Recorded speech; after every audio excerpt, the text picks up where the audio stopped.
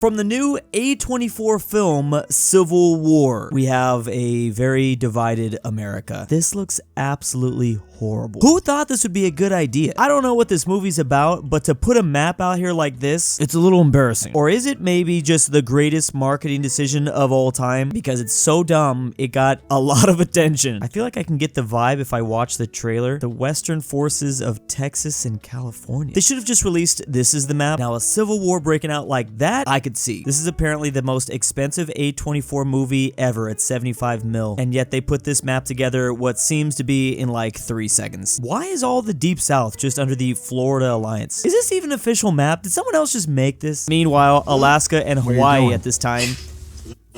Yeah, I mean, what are they really gonna do in a Civil War 2.0? Pretty much all Hawaii and Alaska do, just kind of hang around, don't they? I guess some people are saying the map is like this because they were trying to be as apolitical as possible, and always when you try that, it has the most opposite effect. I don't see any official accounts tweeting out that map, so I'm pretty sure it was just made by some random person. The only thing I can think of is maybe California and Texas are teaming up because they both want to be independent states. Maybe that's what they team up to do. And after that, they're gonna have nothing to do with each other. Speaking of Civil War maps that would be infinitely better. Now, this is a rather interesting thought experiment. The pink areas actually call sodas soft drinks? I mean, I've heard that before. I would just never use those words myself. First of all, if there was a civil war between the way people call their drinks in different parts of the US, there's no putting back together the US. It's over. Maybe a majority of population says soda, but they're so broken down between California, Florida, and the Northeast, they're not coming back together. Coke and pop might take several casualties, but I think they're gonna stay there. They're going independent. Europe, but every country is like US states. Obviously, we're memeing on the fact that many US states are just rectangles, which means all these European islands need to turn into rectangles or squares as well. This is weirdly aesthetically pleasing. Like, actually, unironically, Europe, can you do this? It's actually kind of hilarious how the European continent has almost no perfectly straight line borders, yet many European countries during decolonization, like France and the UK, drew straight lines everywhere when it wasn't their territory anymore and they were giving it all up. Talk about a good US Civil War map. In blue, we have states like Iowa, New Jersey, and Indiana. Well, and a lot more than just that. And in gray, we have the South, or the Confederacy. Crimea really is the closest thing to Florida. I don't think they were able to squeeze in all the Confederate states here, but they did a pretty good job. The only thing is, who is Russia? Is that like Mexico or something? C's alternative history map where the USSR never existed looks inside Soviet city names. Talk about fastest ways to break immersion. How many alt history maps are gonna do this? I mean, I can see how this can go over some people's heads. The problem is there's a massive list of Russian cities changed to Soviet names. They must have just been doing this as like a pastime just because it was fun. Always remember that just because a country never existed doesn't mean the city will have never existed, and therefore the naming would probably be different. In a world without the USSR, mighty Leningrad would obviously be the capital. Sad fact, Europe is so small you can't even fit one single European country inside of it. How depressing. Imagine one of your own countries being larger than your continent. The only thing that even comes close to this is the Australian continent with the Australian nation, yet they're just the exact same size. Even this doesn't do it justice. Speaking of US Civil War maps that are better than that other one, who'd win this hypothetical war? We obviously got Xbox Nation combined with PlayStation Town. I don't know why I chose that name, PlayStation Town. It just sounded cool. The Wieland Empire, and finally PC Supremacy, which there's actually only a couple PC supremacists. West Virginia, didn't expect them, and Rhode Island. Oh, sorry, Montana as well. This looks like a random game of Risk, to be honest. I'm pretty sure Xbox Land would absolutely dominate. New York, Florida, Texas, and California. PlayStation really just kind of has Chicago, maybe, you know, Michigan, as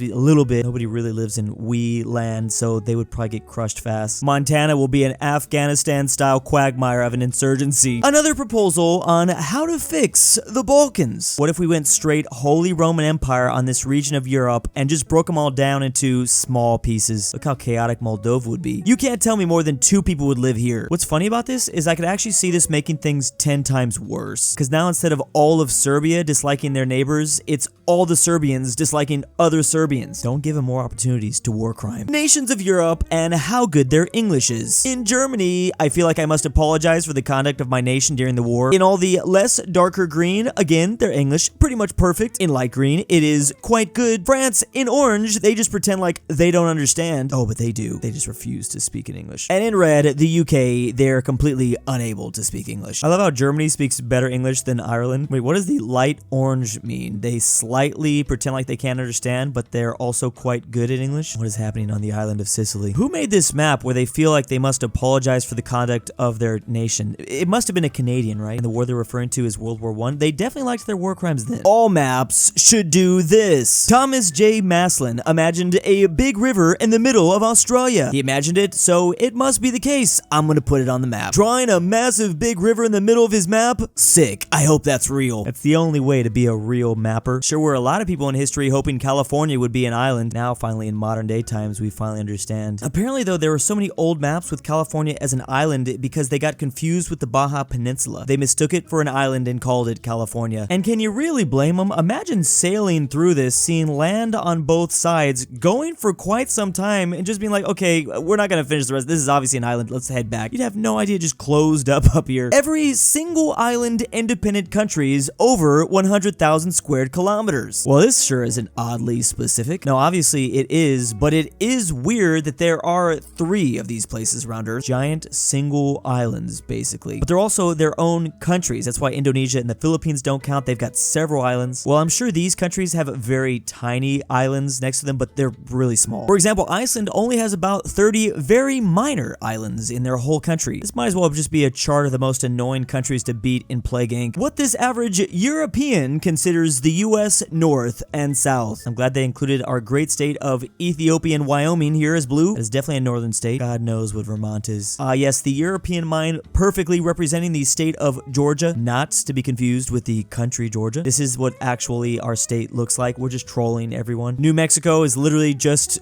Mexico. Really love the giant panhandle. There is something to be said here, though. I would love to do a poll of what Europeans consider the southern states to be. Wait, Alaska's the most north that it goes. Is that a little mini Russia? Sadly, even in this civil war, I feel like the South still doesn't have a chance. I mean, they're only getting like 2 new states to get involved. We've got Ethiopia and Wyoming now. Can we stop and get this Minnesota flag proposal? Mom, we have this Minnesota flag proposal at home. Meanwhile, this Minnesota flag proposal at home. It's similar, but also made to be a lot worse. Why did they do this? I'm the last person that should be complaining about this. I should just be happy. I'll take anything that isn't the normal dark blue background with the state seal on it. I mean, to be fair, Minnesota's old replaced flag now did have a light blue background, which made it did kind of stand out a bit more. But man, out of all the ideas, this one? Why didn't they just choose this dog like we all wanted? I don't really care that they changed the star, but yeah, these stripes do make it pretty cool. Or just less bland, I feel. How many Russian coat of arms are in the Russian coat of arms? Here is the coat of arms, and as you can see, there's a staff also with the coat of arms. Here's that same 2-headed eagle blown up that also has a staff with its coat of arms. And as you can see by staring at these 4 pixels, it goes even deeper than that. It's literally coat of arms inception, basically. It just keeps going deeper and deeper. It's about to give me a brain aneurysm. I don't think I can stare at this for any longer. You can drive for 149 hours in Russia and still be in Russia. I think what's most funny about this is the exact phrasing of that sentence, because technically you can drive 149 hours in any country and still be in that country. I see what they're trying to do here with the straight line, though. You can technically drive even longer in the USA and still be in the same country. This route is 158 miles. And look, they're just in Iowa. Imagine starting off in New York, driving almost 160 hours and just being in Iowa. There is technically nothing stopping me from going to the smallest country on earth, the Vatican City, and just driving for like 1,000 hours and still being in the same country. I'm probably gonna have to just circle around the same block like thousands of times, but we'll get there. A map of Europe, but everyone despises Poland. As you can see, literally everyone walking away from them. They can't even stand staring at Poland. Meanwhile, oh man, poor guy. This is obviously making fun of a real map of pedestrian walking signs, but I do prefer this updated version. The Italian guy got as far away as possible getting down to Sicily. Oh, I guess that's the point. They are getting as far away in each and every single one of their own countries. What if Europe was suspiciously shaped like a scorpion? I never even realized how similar the Scandinavian peninsula was to a scorpion's tail. And this is Denmark, something like that? It all makes sense now. New invented country. This one was invented by a Brazilian guy. This man from Brazil says he just invented a very horrible, very bad place. What should we call it?